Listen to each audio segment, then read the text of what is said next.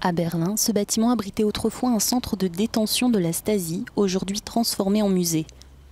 L'ancienne prison de la police secrète d'Allemagne de l'Est est ouverte aux visiteurs pour partager l'émotion et l'histoire que renferment ces murs. Et c'est au travers des paroles d'un ancien détenu que la visite prend un tout autre sens. Depuis 2013, Hans Schulz rouvre ainsi les portes de son ancienne cellule pour raconter son quotidien de prisonnier de la Stasi. Je suis un témoin oculaire du mémorial Berlin-Hohenschönhausen, l'ancienne maison d'arrêt gérée par le ministère de la Sécurité de l'État en RDA. J'ai des liens particuliers avec ce lieu car j'étais un homme d'affaires ouest-allemand qui a été arrêté en quittant la RDA le 6 septembre 1986.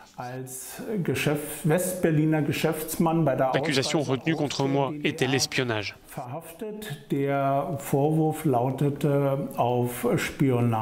Il y a plus de 30 ans, Hans Schulz se rend à RDA pour le travail et est alors victime de ce que la Stasi appelle un piège Roméo. Il est séduit par une femme qu'il croit rencontrer par hasard, mais qui se révèle être une employée officieuse de la police secrète.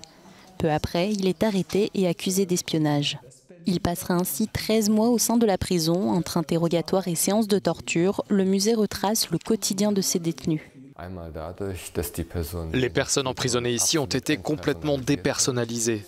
On ne s'adressait à elles que comme des numéros et elles étaient soumises à une routine quotidienne qui ne leur permettait d'entrer en contact qu'avec les gardiens qui les surveillaient à intervalles réguliers. En même temps, cela semble tellement réglementé maintenant, elles ont dû faire face à l'imprévisibilité. Les prisonniers ne savaient jamais quand ils seraient emmenés à leur interrogateur, ils ne savaient jamais ce qui allait se passer et bien sûr, ce système les rendait complètement friables.